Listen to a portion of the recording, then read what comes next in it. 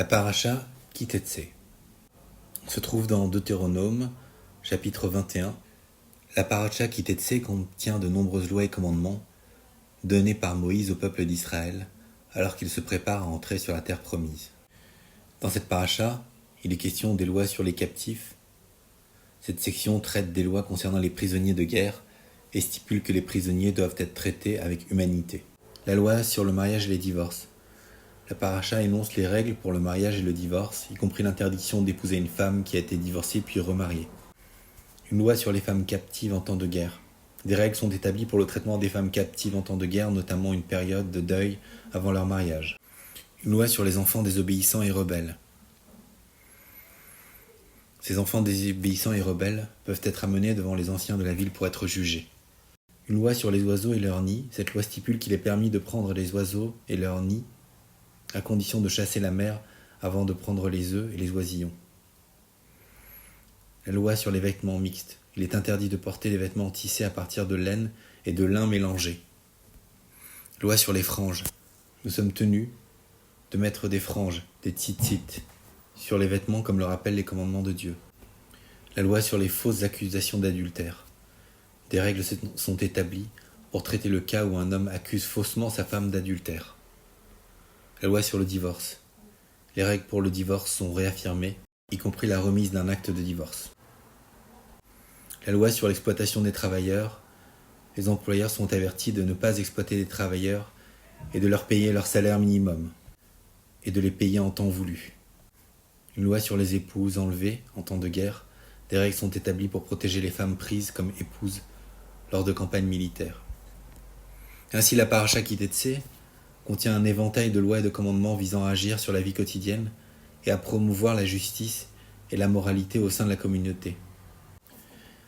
Elle offre plusieurs enseignements importants sur la manière d'être humain et de traiter les autres avec humanité.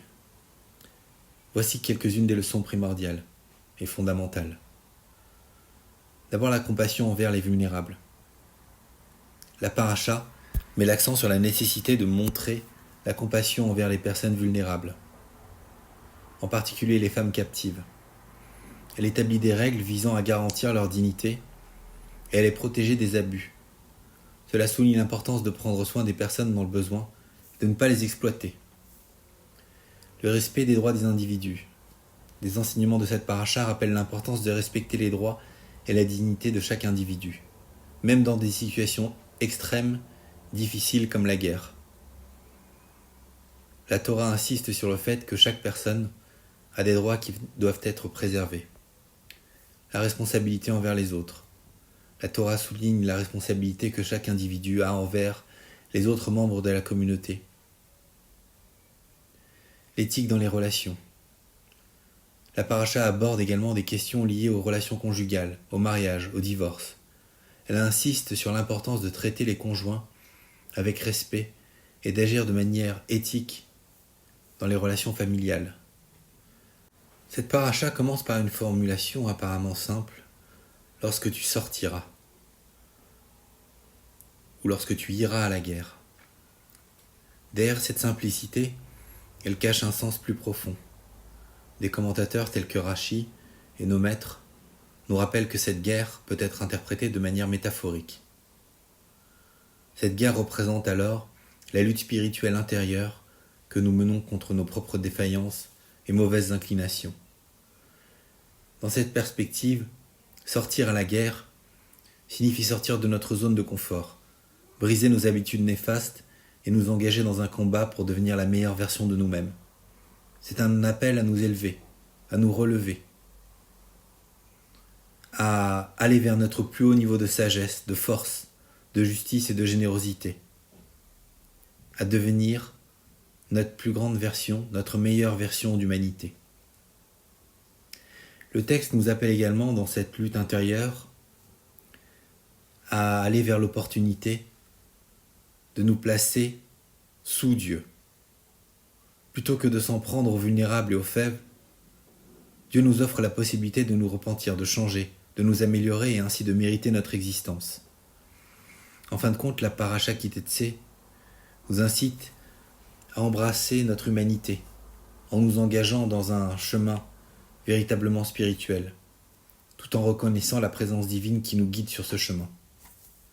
L'union de l'âme avec Dieu.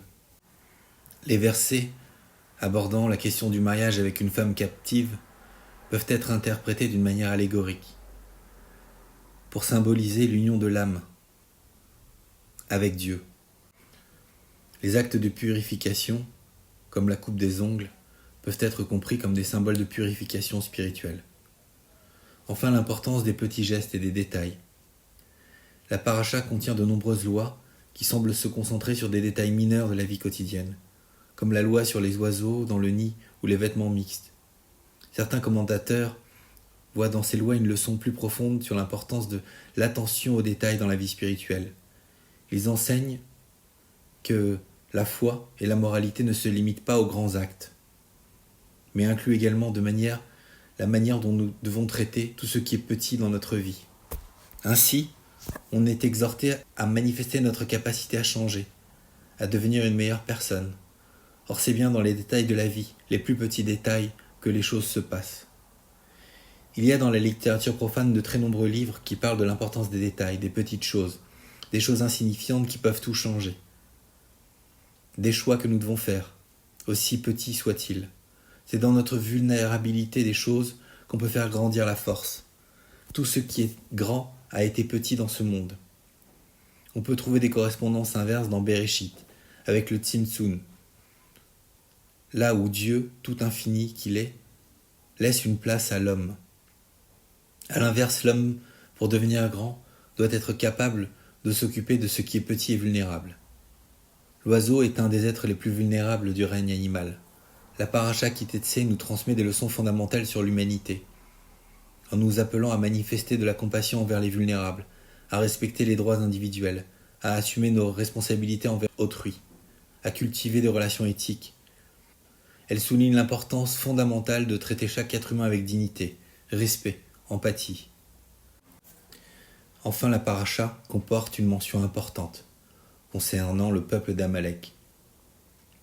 Ce passage se trouve dans les versets 17 à 29. Voilà ce qui est dit. Souviens-toi de ce qu'Amalek t'a fait lors de ta sortie d'Égypte. Comment il t'a rencontré sur le chemin, t'a attaqué par derrière, tous les faibles qui traînaient derrière toi lorsqu'ils étaient épuisés, et tu t'es exténué toi-même. Il n'a pas craint Dieu. Quand l'Éternel ton Dieu t'aura donné du repos, en te donnant la terre promise, tu effaceras la mémoire d'Amalek de dessous les cieux. Ne l'oublie pas. Ce passage évoque le souvenir des Israélites quant à l'histoire d'Amalek, un peuple qui les attaqua, alors qu'ils étaient sur le chemin de l'Égypte vers la terre promise. Amalek incarne l'ennemi typique, agissant de manière sournoise, cruelle, ciblant spécialement les faibles et vulnérables, ceux en queue de groupe, ceux qui traînent. La Torah enjoint au peuple de se remémorer cette agression perpétrée par Amalek et de ne jamais oublier. Elle prescrit aussi d'effacer de leur mémoire une fois qu'ils auront atteint la paix et la stabilité dans la terre promise. Cette prescription est interprétée comme un commandement, non seulement de se souvenir de l'agression, mais aussi d'éradiquer la présence d'Amalek lui-même. Lorsque nous parlons d'éradiquer Amalek en nous-mêmes, dans le contexte de la guerre spirituelle, nous faisons référence à l'acte d'éliminer les doutes et les hésitations qui nous assaillent. Rappelons qu'Amalek ciblait ceux qui traînaient en arrière. Traîner dans ce contexte signifie en réalité douter, manquer de fermeté dans notre volonté, hésiter à avancer sans remettre en question nos projets. Nous sommes ainsi encouragés à être guidés par Dieu dans cette intention. Si le pouvoir de l'intention est grand, le pouvoir du doute l'est aussi. Ainsi, pour atteindre nos objectifs, il nous est demandé de nous libérer du doute, de nous défaire d'Amalek et de nous tourner vers Dieu comme seule et unique source d'inspiration.